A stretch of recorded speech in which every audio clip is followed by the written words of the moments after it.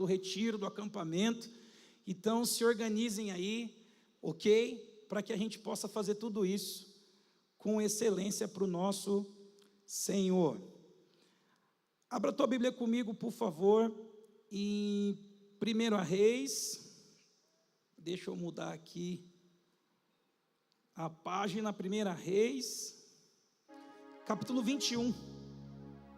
1 Reis, capítulo 21. Louvado seja Deus, estamos aqui essa manhã adorando o Senhor. Temos aqui uma mesa posta. E eu quero falar uma palavra para você ficar com essa palavra durante toda a ministração.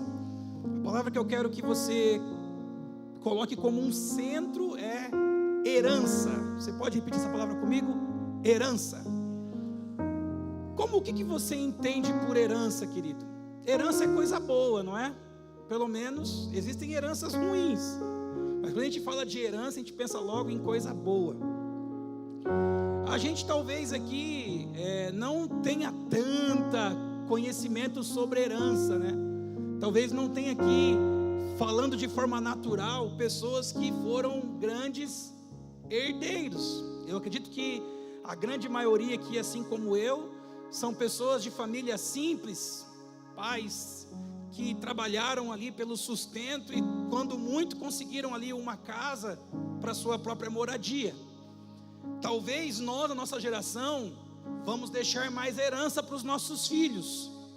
Amém? Alguns falaram amém, não é? Mas nossos pais deixaram herança sim para nós. E mais, você sabe o que é a diferença de herança e legado? Quem sabe a diferença de herança e legado? Herança é o que os pais deixam para nós. Legado é o que os pais deixam em nós. Então, se os nossos pais ali que trabalharam arduamente não conseguiram deixar muitas heranças para nós, eles deixaram grandes heranças em nós. A herança do trabalho, do caráter, da honestidade, a herança da fé. Quantos aqui já os pais eram evangélicos e continuam servindo ao Senhor? Isso é uma bênção, é uma herança do Senhor, é um legado que eles deixaram para nós, o legado da fé, da intercessão, da adoração, da obediência à palavra. E nós vamos manter esse legado para as próximas gerações. Então, quando eu falo de herança, herança está ligado à família, a pai.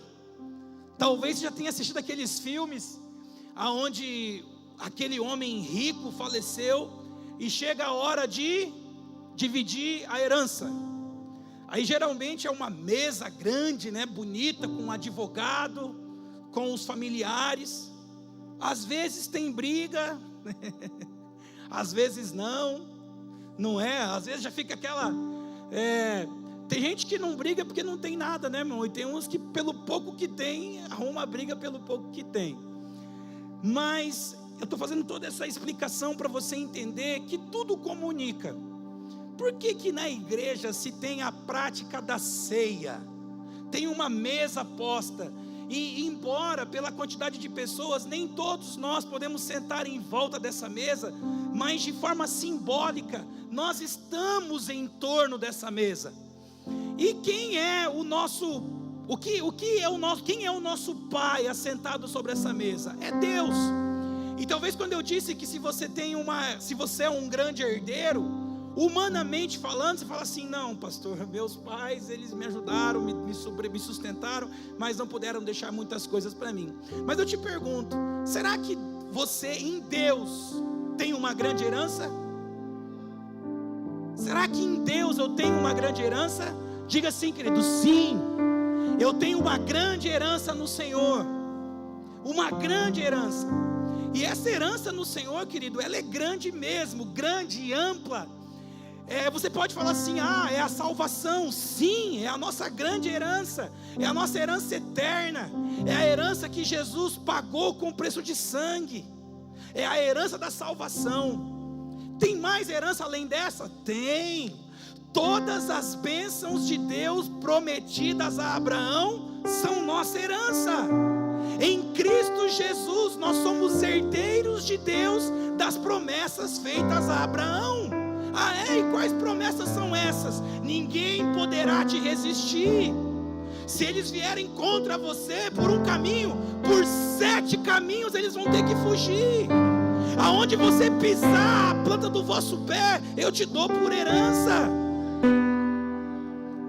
Então, um pouco da ideia do GPC é trazer essa ideia do homem original, do homem criado quando Deus o criou, na sua natureza original. Um homem que vive debaixo de uma herança do Pai, e não de uma herança adâmica, uma herança de queda. A ideia do GPC é trazer o homem para a herança que Cristo nos garante, e não a herança da queda a partir de Adão. E eu lamento em te informar que muitos de nós ainda temos uma mentalidade adâmica, uma mentalidade caída. Convertemos ao Senhor Jesus, passamos pelas águas do batismo, frequentamos igreja, adoramos ao Senhor, mas a nossa mentalidade é uma mentalidade adâmica, caída.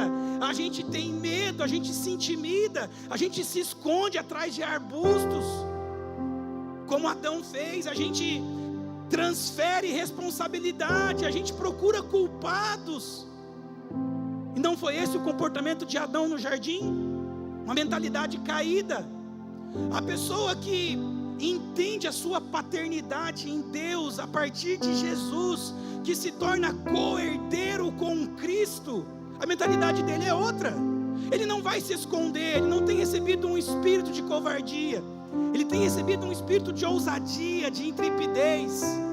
Ele não vai procurar culpados, a culpa é porque meus pais eram pobres, a culpa é porque eu não tive sorte, a culpa é por causa disso ou por causa daquilo outro. Não.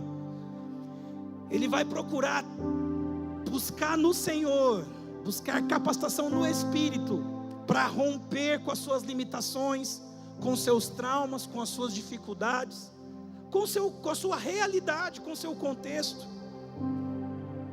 Então a ideia da mesa é para você entender que você faz parte de uma família, e não é de qualquer família, é da família de Deus, o nosso Pai, um Pai rico, um Pai extremamente abençoado e abençoador, que tem prazer em abençoar os seus filhos. Só que tem um detalhe, abre comigo por favor, antes de 1 Reis, abre Gálatas 4 por gentileza. Tem um detalhe: eu só tenho acesso à herança quando eu me torno maduro. Para eu ter acesso à herança, para eu poder administrar a herança, eu preciso amadurecer. Digo, pois, que durante o tempo em que o herdeiro é menor, em nada difere do escravo, posto que ele é senhor de... Só aqui é suficiente. Se você voltar no capítulo 3, você vai ver a promessa, você vai ver que nós somos herdeiros das promessas feitas a Abraão, em Cristo Jesus. Se você depois tiver a curiosidade e quiser ver, volta no capítulo 3, e leia o capítulo 3 até o capítulo 4, é a continuidade do capítulo 3.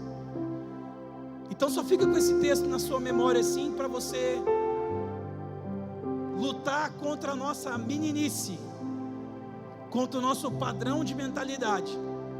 Digo, pois, que durante o tempo em que o herdeiro é menor, em nada difere do escravo, ainda que seja senhor de tudo. Então a primeira coisa que eu preciso deixar claro para nós é que nós temos uma herança. Eu tenho uma herança. Se você quiser dizer para isso ficar bem claro na sua cabeça, diga assim: eu tenho uma herança. E para eu administrar essa herança, eu preciso ser maduro, eu preciso ter responsabilidade com a minha herança, eu preciso saber administrar ela, porque diferente de uma herança terrena que o pai deixa, e o pai não vai voltar para me cobrar de como eu cuidei da minha herança, da herança que o pai me confiou, eu vou ter que prestar conta para ele. Salmo 127, coloca para mim por gentileza. Qual que é uma das heranças que o Pai nos confiou, que nós temos que cuidar com muito zelo, com muito temor? E eu quero aproveitar para falar do filme. Eu confesso que eu não fui, a minha esposa foi. E eu confesso que eu acho que eu não tenho, pastor Carlos, friei, eu acho que eu não consigo assistir. Você concorda, não? Você me recomenda assistir, não?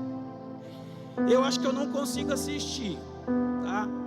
Mas diz que tem um filme muito forte, né? O Grito da Liberdade, Som da Liberdade. O pastor Reinaldo foi, com a pastora Cris, o pastor Miguel que fez a propaganda, eu acredito que foi isso. Alguns dos nossos irmãos foram, falando sobre, né, o comércio, né, o tráfico de crianças. E foi levantado o dado que o Brasil é o segundo país com o maior número de crianças, só perde para a Tailândia, correto?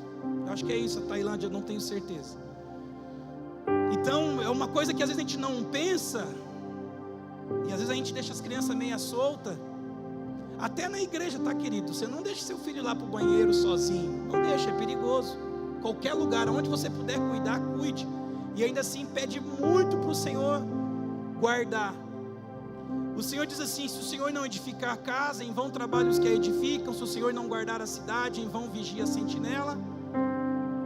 Vamos seguindo para mim, por favor. Inútil vos será levantar de madrugada, repousar tarde, comer pão de dores, comer o pão que penosamente granjeastes. Aos seus amados ele dá enquanto dormem. Versículo 3. Deixa eu tirar o óculos, eu não enxergo lá. Herança do Senhor são os fruto do ventre. Herança do Senhor são os filhos. O fruto do ventre seu galardão. Então a herança que nós temos, ela é muito ampla. Ela é muito ampla. O Senhor, lá no Salmo 2, o que ele fala? Pede-me e eu te darei as nações por herança. Então essa cidade é a nossa herança. Essa cidade é do nosso Pai. Tudo é nosso. Tudo é nosso. Às vezes, com a mentalidade bloqueada, tem gente que não tem coragem de levar a esposa no dia do aniversário do casamento para jantar no coco bambu. Ela chega lá, ela fica impressionada, porque tem aquelas mocinhas tudo bem vestidinha. Aí ela fala: o senhor espera ali um pouco até liberar uma mesa. Aí a pessoa fica assim meio sem jeito, fala: ai meu Deus do céu, isso aqui não é lugar para mim não. Irmão, a terra é do meu Pai. Não tem lugar nessa terra que eu não possa entrar. Então mesmo do seu jeitão, mesmo colocar lá um monte de garfo que você não sabe como usa, não tem problema. O negócio é, se for o frango, pega com a mão e come. Brincadeira, irmão. Se você souber ter a etiqueta, melhor. Mas diz que na etiqueta o frango come com a mão, né? Não faz muito vexame, mas vai, não tem problema. E se tiver que comer coxinha na banquinha, come a coxinha como filho de Deus, tanto num lugar como no outro. O que nos muda não é o que está para o lado de fora. O que nos define é o que está aqui. Eu me lembro quando eu era garoto, eu pegava a bicicleta, parava na porta do banco e falava assim: faz pouco tempo isso, irmão, faz muito pouco tempo. E eu chegava lá no banco e falava assim: eu vim aqui ver que eu queria fazer um financiamento para construir minha casa. Eu comprei um terreno com 15 para 16 anos. E eu fui para ver financiamento para construir. Um dia eu peguei um tanto de dinheiro assim, fui lá numa madeireira, Wander, madeireira, acho que Curupai, lá na rodovia, lá na frente, comprar o madeiramento. E cheguei com o dinheiro no bolso, você fica todo cheio, né, irmão? Você fala até grosso. Fiz o orçamento, vai comprar, vai como? Começa a pagar, vou pagar à vista. Então você é filho de Deus. Você pode pisar em qualquer lugar. Não tem lugar que não é para você. Claro que tem o tempo, né? Tem o tempo para todas as coisas. E tem aquele homem que entrou, ele teve acesso às bodas do Cordeiro, mas ele não vestiu as vestes nupciais. Então tem os lugares, tem os acessos, mas também tem, eu preciso me reposicionar para algumas coisas. Eu preciso me adequar para algumas coisas. Mas isso é só um adendo. Os filhos, nós temos muita herança. As nações são a nossa herança. Nós podemos ter acesso a muita coisa, mas uma herança que a palavra também declara que nós temos são os nossos são os nossos filhos. Herança do Senhor, a herança que o Senhor nos deu são os nossos filhos, o fruto do ventre, o seu galardão. Então todos vocês que têm filhos, se você veio aqui, uma das preocupações sua for trazer seu filho ali na escola dominical, parabéns. Você está preocupado em instruir os seus filhos na palavra do Senhor, cuidando da mente, do coração, da herança que o Senhor te deu. Eu fiquei pensando aqui, durante as 6 horas da manhã, durante as 6 horas de adoração. Todos nós que temos filhos, não é obrigado vir às 6 horas, nada é obrigado. Mas querido, se nós temos filhos nos dias de hoje, eu acho que seria pouco ainda nós ficarmos às 6 horas aqui de joelho dobrado, clamando: Senhor, guarda os nossos filhos, guarda a mente dos nossos filhos, as pessoas com quem eles vão fazer amizade, as pessoas com quem eles vão se conhecer, e namorar, noivar e casar. Imagina tantos motivos, se você está desempregado, ou se o seu emprego não está bom, se você precisa de algo que aconteça na sua vida. Será que nos falta motivos para aproveitar um tempo de adoração e intercessão, para se prostrar e clamar, e clamar, e clamar? Eu acho que não nos falta motivos. Então uma herança que nós temos são os nossos filhos, e que nós precisamos cuidar muito bem delas. Vamos lá. Agora 1 Reis capítulo 21. Nós temos falado sobre os dias de Elias. E dentro desse contexto do dia de Elias, nós vamos falar de um homem chamado Nabote. Um homem que tinha uma vinha, era a sua herança. Ele não negociou a sua herança. Então a mensagem em si é sobre um tipo de pessoas que não negocia a sua herança. Sabe, nós estamos falando que os filhos são a nossa herança. Sabe quando eu estou ali preso no celular, sei lá fazendo o quê, e eu não dou atenção para os meus filhos? Sabe o que eu estou fazendo? Eu estou negociando, eu estou trocando a minha herança. Eu estou trocando de dar atenção, de discipular, de imprimir valores no coração deles, de imprimir no coração deles que eles são aceitos, que eles são amados. E eu estou negociando a minha herança, eu estou trocando a minha herança. Eu estou dando mais importância para uma distração do que para uma herança que o Senhor me deu. Ô Gílio, coloca esse aqui no 30, meu filho, para mim, esses dois aqui da frente, ó, por gentileza. A previsão era frio, mas esquentou, né, irmão? Veja bem, você entende o que eu estou dizendo? Não podemos negociar a nossa herança. O Fernando já está aqui, Gílio, ó. O Fernandão está ligeiro aqui, ó. Está rápido no gatilho. Então vamos lá, 1 Reis capítulo 21, versículo 1. Sucedeu depois disto o seguinte: Nabote, o Jezreelita, acho que é isso, possuía uma vinha. Não sei se vai dar tempo, mas em Lucas capítulo 20 fala da parábola dos viticultores maus. E esses viticultores maus, a eles foi confiada uma vinha. Vinha na Bíblia significa igreja. Vinha é igreja, a igreja do Senhor. E nessa parábola dos viticultores maus, essa vinha foi confiada a eles. Eles receberam essa vinha como uma herança, para eles cuidar dela. Mas quando chegou o tempo deles devolverem o fruto ao dono da vinha, eles não devolviam. E por isso eles eram viticultores maus. É uma parábola que Jesus conta. Então ele envia os profetas: olha, essa vinha é do Senhor, e vocês não estão devolvendo o fruto da vinha para o Senhor. O que os viticultores maus fizeram? Eles mataram os profetas. Coloca lá para mim, Lucas 20, versículo 14 e 15. Mataram os profetas. Aí o dono da vinha pensou assim: eu vou enviar o meu filho. O meu filho eles há de ouvir. O meu filho eles vão temer e ouvir. Quando o dono da vinha mandou o filho, e toda essa história que eu te contei, você consegue trazer ela para a realidade de Deus e o seu povo? Queridos, nós entendemos os dias que nós estamos vivendo. Nós estamos vivendo dias de restauração de altar. Nós estamos vivendo dias em que o Senhor está confiando a sua vinha a novos viticultores. E ai de nós se não devolvermos o fruto da vinha para Ele.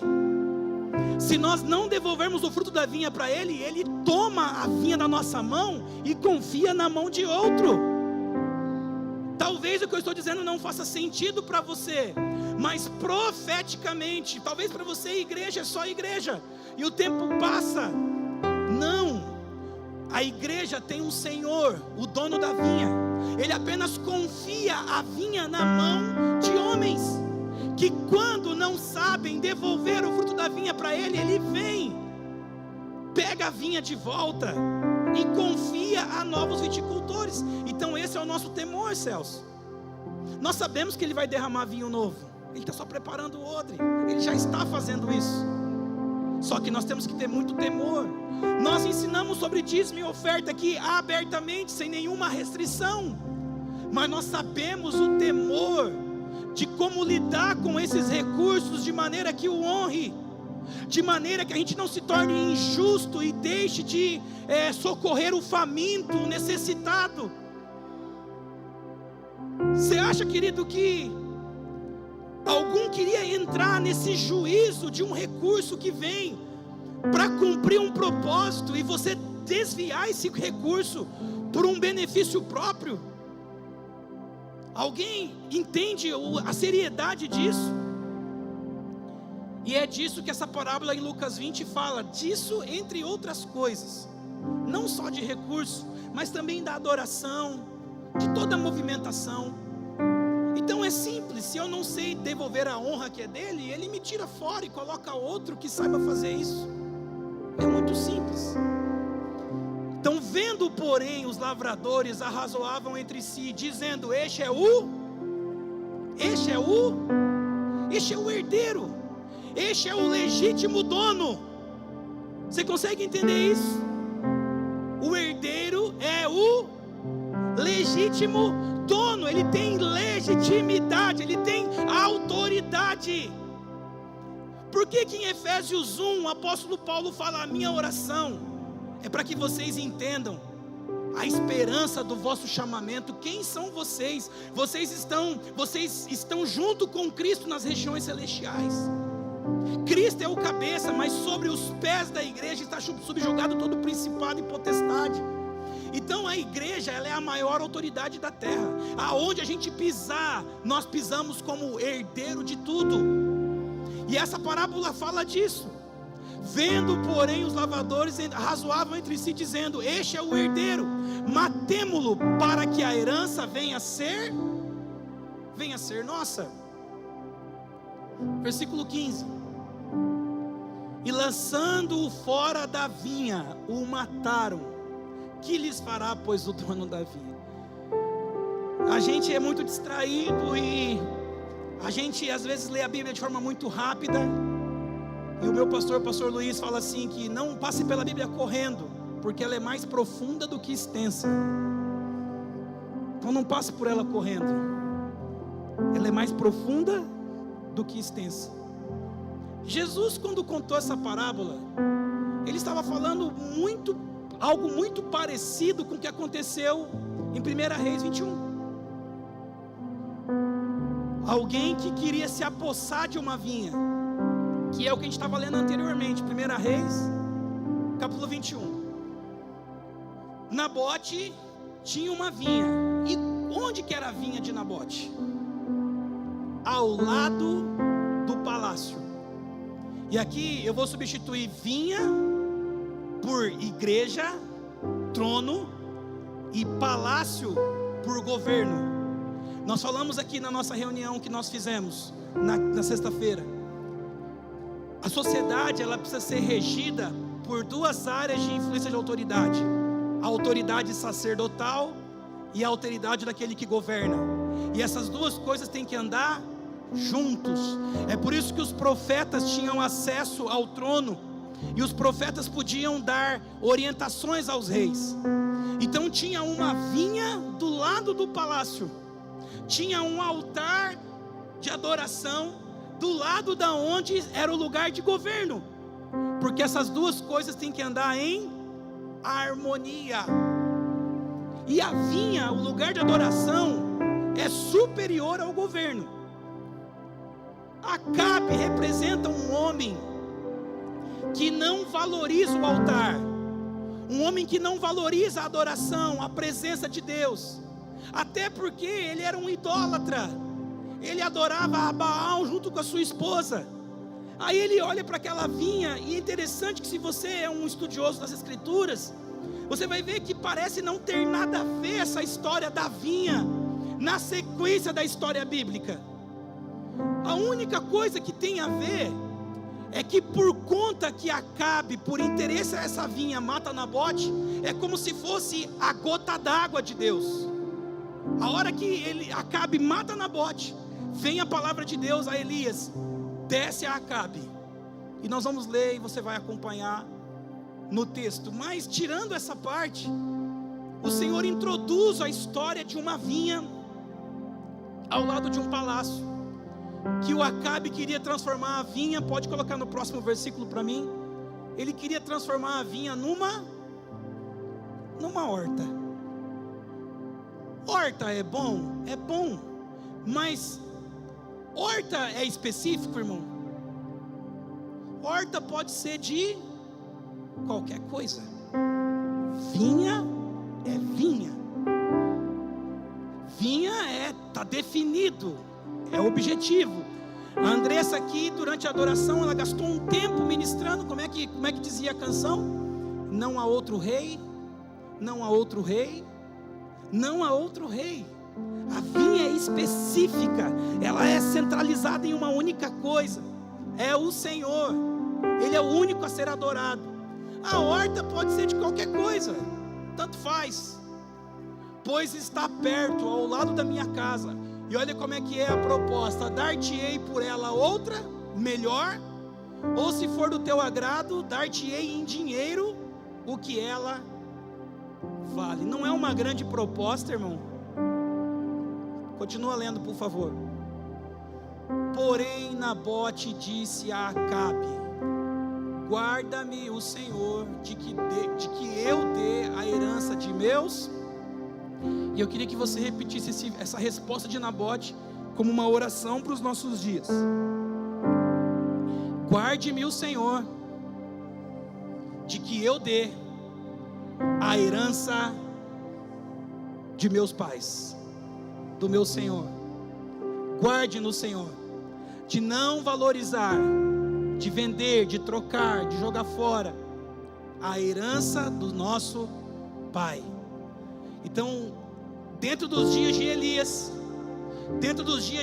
que são dias de guerra de altares, são dias de confrontar a doutrina de Jezabel, precisamos de homens e mulheres que não vendem os seus valores, que não vendem a sua herança, que já sabem que não há no mundo alguém que me possa oferecer algo maior, melhor, daquilo que eu já recebi dos meus pais. Não há nada de mais valoroso, mais valioso. Por que alguns ministros perderam a sua importância diante do Senhor?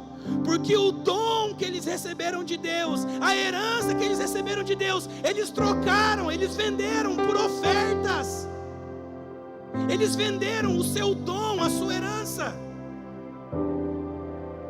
e se movem por ofertas, por necessidade. Não entendem que eles já são senhor de tudo e ficam correndo atrás de migalhas. Coloca para mim o próximo versículo, por favor. Então Acabe veio desgostoso e indignado para sua casa, por causa da palavra que Nabote, o jezreelita, lhe falara, quando disse: não te darei a herança dos meus pais. E deitou na sua cama, voltou o rosto e não comeu pão. Você consegue imaginar essa cena de Acabe?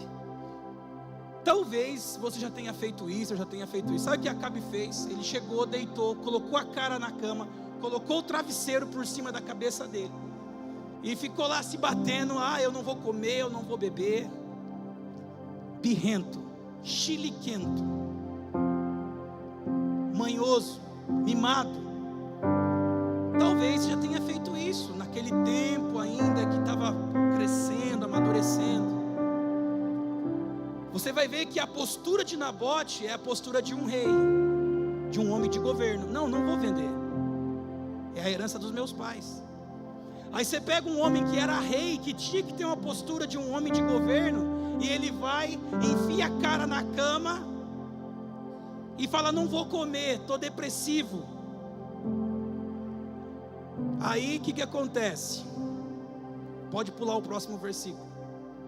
Porém, vindo Jezabel, porque na omissão de um homem de governo, pode se levantar uma Jezabel, que toma a frente. Já que esse homem é um frouxo, um banana, então eu vou governar no lugar dele. E infelizmente, algumas mulheres incidem nesse erro. Não era porque elas queriam, é porque elas casaram com um homem que se omite, que não assume as responsabilidades. Que diante das responsabilidades, ao invés de ficar de pé e encarar, eles enfiam a cara num buraco e quero morrer. Então, quando ele tem essa atitude, veio Jezabel, sua mulher, ter com ele, ele disse: que é isso que tens assim, desgostoso do teu espírito, e não comes pão? Olha a pergunta que ela faz para ele, versículo 6. Ele lhe respondeu: porque falei a Nabote, o jezreelita, e lhe disse: dá-me a tua vinha por dinheiro, ou se te apraz, darei outra em seu lugar. Porém ele me disse: não darei a minha vinha. Versículo 7. Então Jezabel, sua mulher, lhe disse: governas tu com efeito sobre Israel? Ela está perguntando assim: ei, você é realmente o rei de Israel? É esse rei que Israel tem? É esse tipo de homem que está confiada toda a administração de uma nação? É esse homem que se comporta dessa maneira? A mulher está confrontando o comportamento dele. A mulher está dizendo para ele assim: é assim que você se comporta sendo rei em Israel? Tendo um encargo, tendo uma responsabilidade, é assim que você se comporta, se omitindo, se deprimindo, se acovardando? Aí ela fala assim: eu vou dar um jeito nesse negócio. E aí, dentro do contexto da doutrina jezabélica, ela manipula tudo. Se você pode ver, coloca o próximo versículo.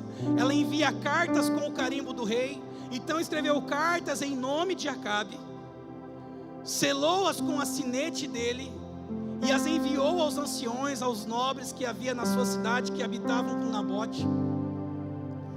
Escreveu nas cartas dizendo: apregoai um jejum e trazei Nabote para a frente do povo. Fazei sentar de fronte dele 2 homens malignos que testemunhem contra ele. Ela, se a gente fosse aqui advogado criminal, né? Ela, falsidade ideológica, falso testemunho, eu não sei se tem outro nome, mas aqui a carreira dela, a ficha dela é extensa. Oi? Calúnia, difamação. Fazer sentar diante dele 2 homens malignos que testemunhem contra ele, dizendo: blasfemastes contra ele, dizendo: blasfemastes contra Deus e contra o rei. Depois levai-o para fora e apedrejai-o para que morra. Lembra o que fizeram com o herdeiro lá na vinha? Apedrejaram para que ele morresse. Apedrejaram o dono da vinha para ficar com a vinha. Olha como que Jesus resgata uma história de um tempo importantíssimo para o povo de Israel.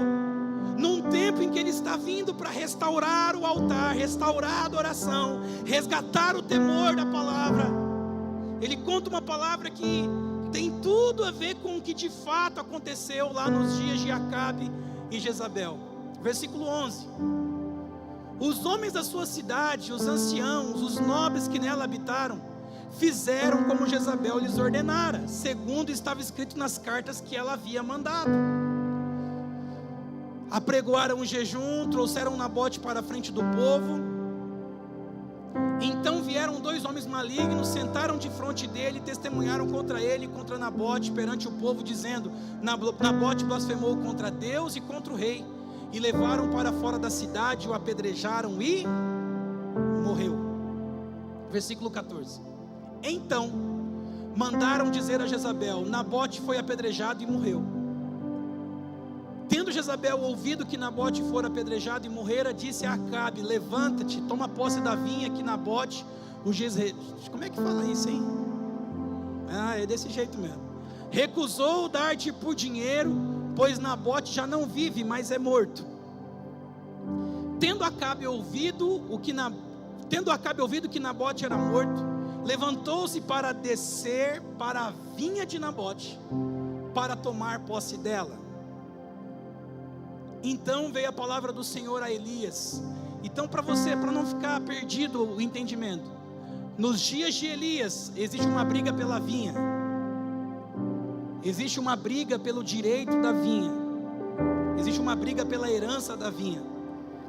Então aquele posicionamento assim, eu não faço nada de errado, queridos, só não fazer nada de mal e não trabalhar para proteger a herança do Senhor é omissão, e omissão também é pecado. E o sacerdócio é como um guarda, ele ocupa um lugar para proteger.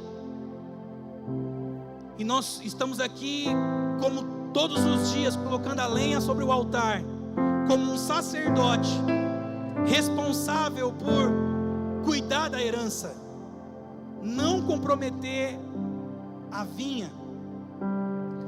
Então veio a palavra do Senhor a Elias dizendo: assim como quando a idolatria a Baal chegou num ápice, Deus disse a Elias: vai e encontra-se com Acabe, desafia ele e os seus profetas lá no Monte Carmelo.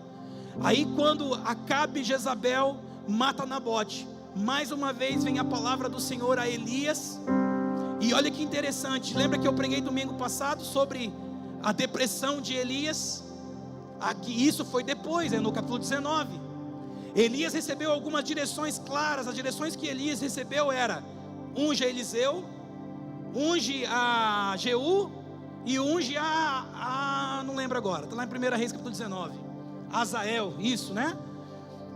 Eliseu profeta, Jeú e Azael rei da Síria, e Jeú rei sobre Israel. E quem escapar da espada de um vai cair na espada de outro, e quem cair assim por diante. Dispõe-te.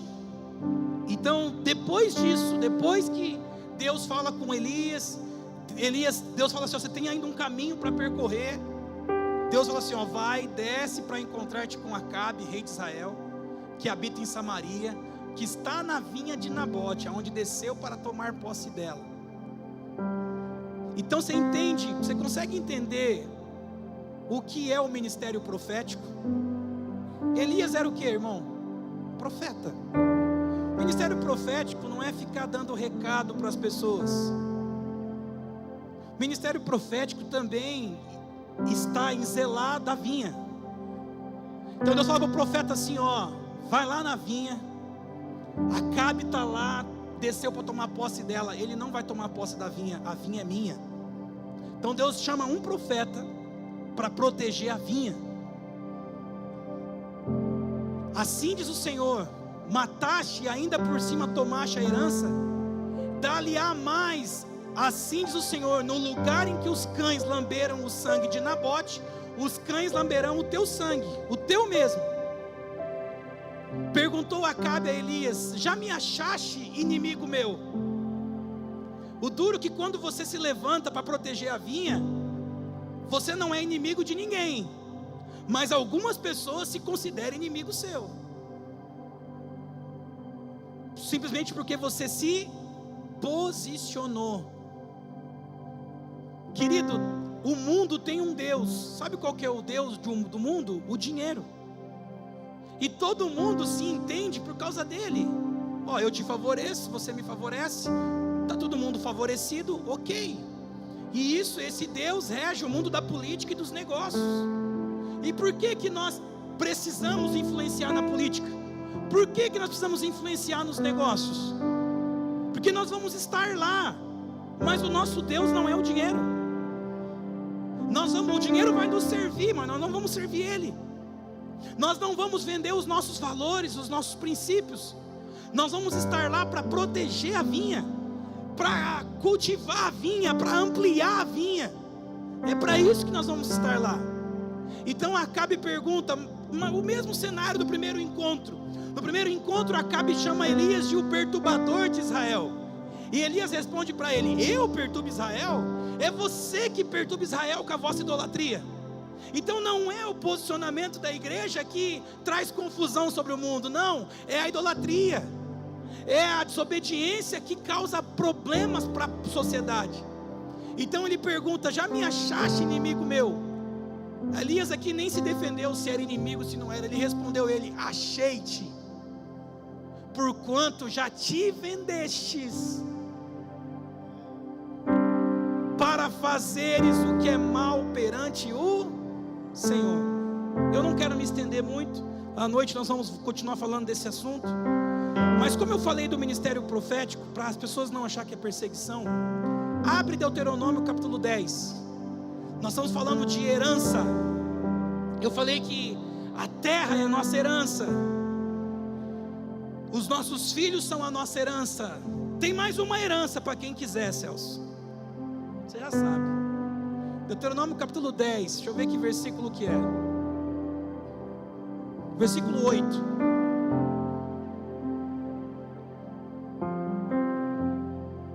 Deixa só o versículo 1 mesmo para mim, por favor. Deuteronômio 10, versículo 8. 1, 2, 3, 4.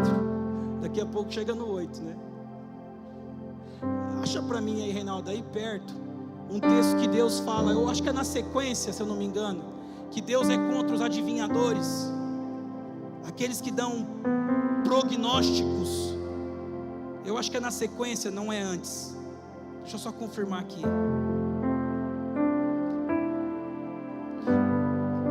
O pessoal que está incumbido aqui com o louvor, pode ir subindo, por favor.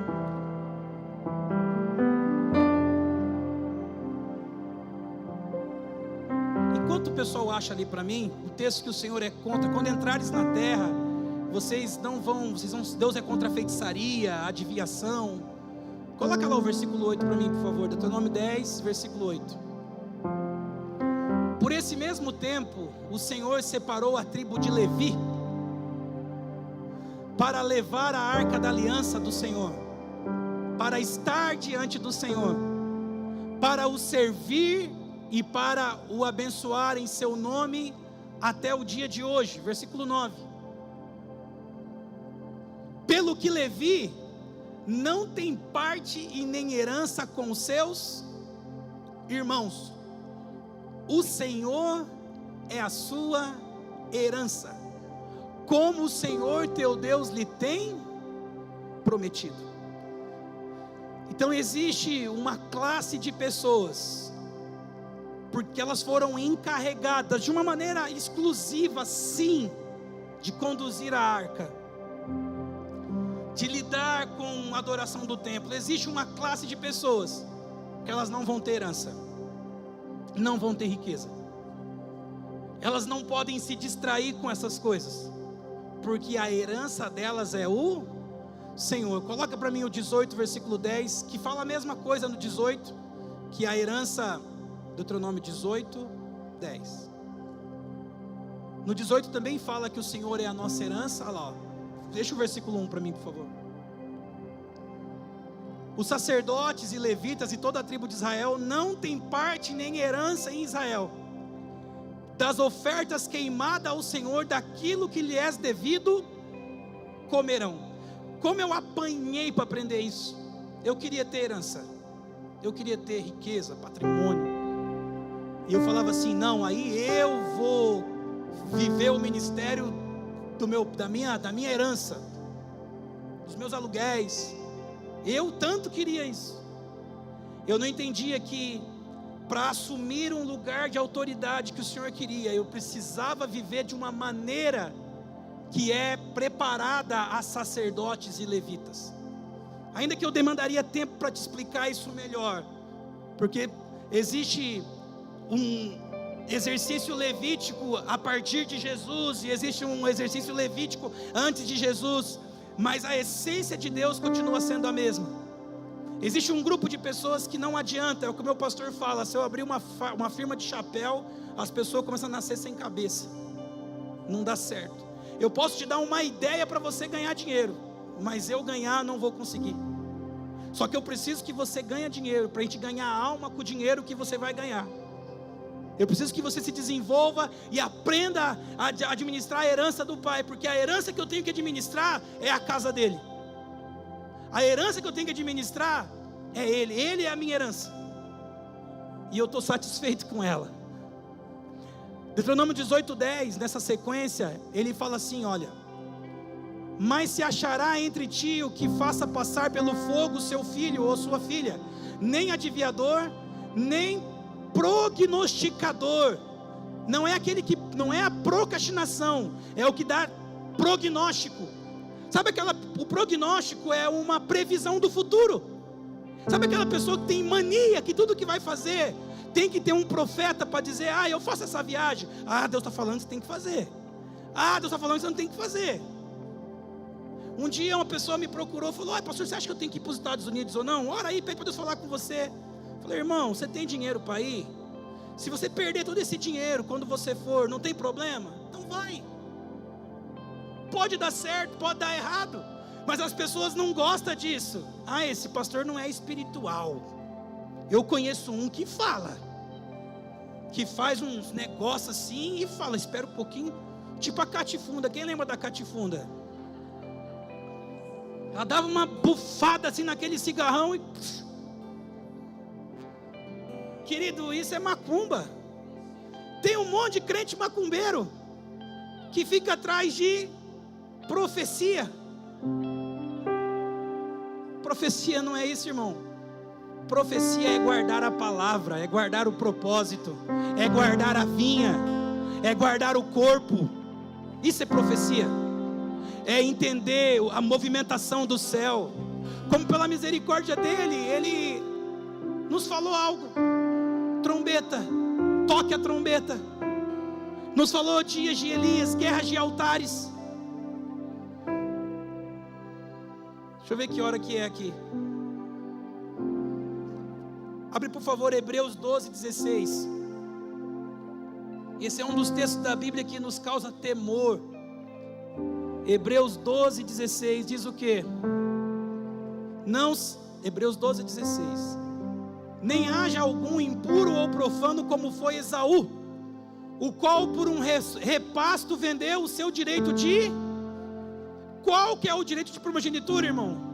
Administrar a herança.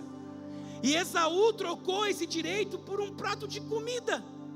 Sabe quando eu e você se rende a um prazer da carne? Pecado, prazer da carne, pornografia, seja lá o que for. Sabe o que eu e você estamos fazendo? Vendendo o nosso direito de administrar a nossa herança, jogando fora, dizendo assim, não, eu não quero ter autoridade para administrar a minha herança, eu quero satisfazer a minha carne. Quando o jovem não espera o casamento e se deita com a sua namorada antes, o que ele está fazendo? Ele está jogando fora, ele está pisando um direito, uma autoridade de administrar a sua herança. E o texto de Hebreus fala assim, olha, não seja impuro ou profano como foi Esaú. Não sejam assim. Não sejam impuro e profano como foi Esaú, que por um prato de comida, por algo para satisfazer a sua carne, vendeu o seu direito de primogenitura. Então, irmãos, essa palavra serve para todos nós. Não faça isso. E olha que o versículo 17 fala, que forte. Pois sabeis também que posteriormente, querendo herdar a bênção, foi rejeitado, pois não achou lugar de arrependimento, embora com lágrimas o tivesse buscado. Esse é o tipo de texto que, se você não analisar a Bíblia toda, você se condena. Você fala assim, eu fui como Esaú. Eu vendi a herança, eu troquei a herança, eu me satisfazei, eu me satisfiz, eu me esbanjei. Se você não analisar a Bíblia de forma ampla, você se condena. Então coloca para mim Lucas 15. A gente vai tomar a ceia com esse texto. Lucas 15, versículo 11 e 17. O que o filho pródigo fez? Me dá a herança. Ele pegou a herança e fez o quê? Esbanjou na carne, gastou tudo. Pode colocar o versículo 17 já, por favor. Então, caindo em si, disse: quantos trabalhadores de meu pai têm pão com fartura, e eu aqui morro de fome. Você já sabe a sequência da história. Ele volta para casa, o pai o recebe de braços abertos, e o pai prepara para ele uma ceia. Existe um questionamento: quem pode tomar a ceia? Batizado ou não batizado? Pode tomar a ceia todos aqueles que querem voltar para os braços do pai e dizer: eu sou seu filho, eu quero cuidar da herança, eu quero ter responsabilidade pela herança, eu não quero ser um pródigo, eu não quero ser um que gasta a herança, um que pisa a herança, um que joga a herança de lado. Eu quero estar na mesa com meu pai, cuidando da herança. Batizar depois é a coisa mais simples. Regularizar um casamento depois é a coisa mais simples. O difícil é cair em si. O difícil é descer no coração, o sentimento: não, o mundo não tem nada de bom para mim. Eu quis gastar a herança longe do meu pai e eu me destruí. Ainda bem que no meu pai eu encontrei misericórdia, e eu posso novamente sentar à mesa e ser tratado como um filho e não como um escravo. Fique de pé comigo. Os irmãos que vão nos ajudar aqui com os elementos já podem vir, por favor. E eu queria que você orasse enquanto isso, orasse assim: Senhor, me perdoe, nos perdoe por desvalorizar a herança. Peça para Ele: nos perdoe por tantas vezes ser como Esaú, insensato, profano, impuro. Nos perdoe por tantas vezes sermos como Esaú, e por causa de uma mera satisfação, trocarmos todo o direito que nós temos à herança. Nos perdoe por muitas vezes não ter a nobreza de Nabote, em dizer: ai de mim, de jogar fora a herança do meu pai. Nos perdoe, Pai, por muitas vezes não termos essa compreensão, essa maturidade, esse posicionamento, essa firmeza. E como filhos arrependidos, que querem descobrir o valor da herança, a importância da herança, que querem se posicionar em responsabilidade diante da herança, nós queremos se achegar à mesa com o nosso Pai. Nós queremos se achegar à mesa do nosso Pai, e nós queremos dizer: nós sabemos o preço que foi pago. Nós sabemos de que herança se fala. Nós sabemos de que herança se diz a respeito. Nós sabemos o preço que foi pago pela herança. Para proteger a herança, para proteger a vinha, Ele morreu por ela. Ele derramou o seu sangue por ela. E Ele ressuscitou, Ele reina, Ele vive em poder e glória e majestade.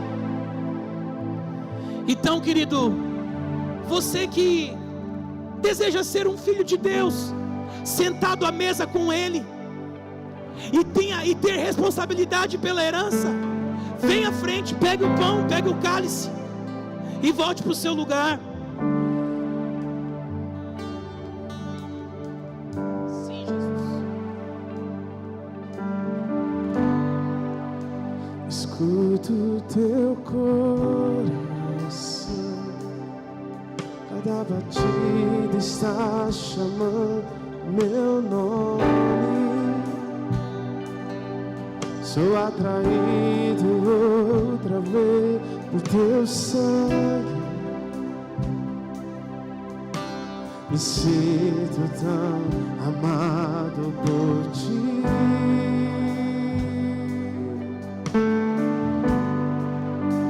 Me encontro em teu coração, pois você me aceitou pra sempre. E o teu amor por mim é tão surpreendente. Me sinto tão amado por ti, Abba. E é tão belo saber que eu sou filho e que tenho lugar em tua mesa. Não há nada melhor que escutar tua voz dizendo: nossa comunhão é eterna.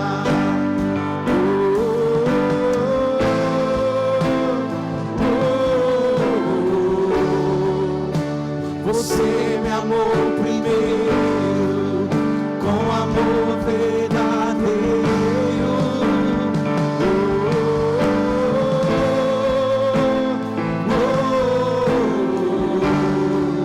E eu nasci pra te adorar, eu nasci pra te adorar.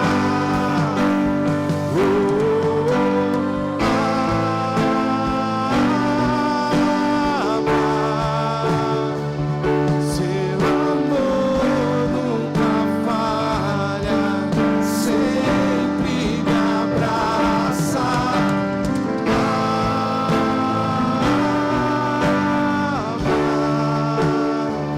Seu amor nunca falha, sempre me abraça. Coloca lá para nós, Lucas 15, versículo 21.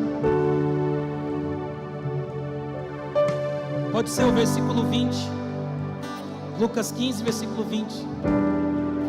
E levantando-se foi para o seu pai.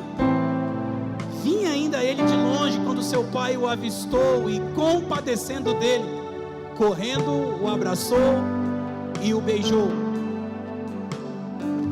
E o filho disse: pai, pequei contra o céu e diante de ti, não sou digno de ser chamado teu filho. Pode ir seguindo. O pai, porém, disse aos seus servos: trazei depressa a melhor roupa, vestiu, ponde-lhe um anel no dedo e sandália nos pés. Trazei também e matai o novilho cevado, comamos e regozijemo-nos. Qual foi o motivo da festa, querido? O filho que se levantou e correu para o seu pai. E ainda que a mentalidade dele era uma mentalidade do homem caído, que se move por meritocracia, ele diz assim: eu não sou digno. Entenda isso, querido.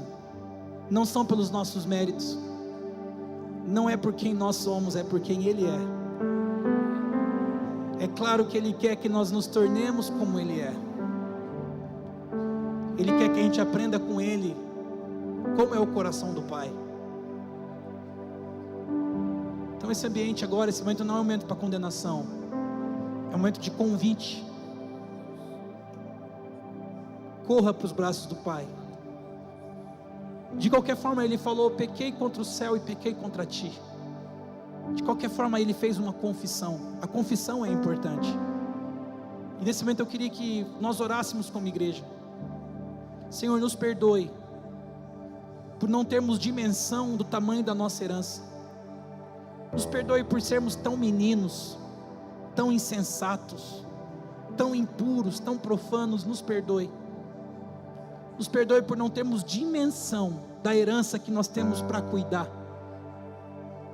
Nos amadureça, a semelhança do teu Filho Cristo Jesus, a estatura do varão perfeito, Pai. Nos amadureça, amadureça a nossa mente, nossas emoções, nos dê condições de cuidar da herança do nosso Pai. Nos dá sabedoria, zelo e temor pela tua vinha. E nós nos apresentamos diante de ti, te pedimos perdão por não, às vezes, por nos distrairmos da responsabilidade de cuidar da herança do Senhor, que são os nossos filhos. Nos perdoe. Todos os portais de morte que abrimos sobre eles, nós, na autoridade do nome de Jesus, nós fechamos. E toda adoração que nós rendemos a Ti, nós te pedimos, abra-se portais de bênção sobre a nossa casa, sobre os nossos filhos. Nos ajude a cuidar dessa herança, que eles sejam como flechas nas Tuas mãos, Pai. Cuide deles nesse tempo de aljava, nesse tempo de preparação. Cuide deles, Pai. Nos ajude a cuidar da herança, da Tua vinha, dos filhos. O Senhor é a nossa herança, não, outro bem nós não queremos, Pai, além de Ti. Tu és o nosso bem mais precioso, Pai. E nós participamos desse pão com a consciência. Por que o Pai deu a vida do seu próprio Filho? Por que o Filho se rendeu à cruz? Porque Ele sabia do valor da herança. Ele sabia do valor da herança. A herança estava condenada à morte. Ele redimiu a herança, para que a herança pudesse ser novamente plena ao Pai. Não mais debaixo da condenação do pecado, mas agora debaixo da graça do Senhor, para servi-lo e adorá-lo. Então coma desse pão, agradecendo por aquele que se dispôs a pagar um preço para redimir, para comprar de volta a herança, aquilo que já era dele, em nome de Jesus.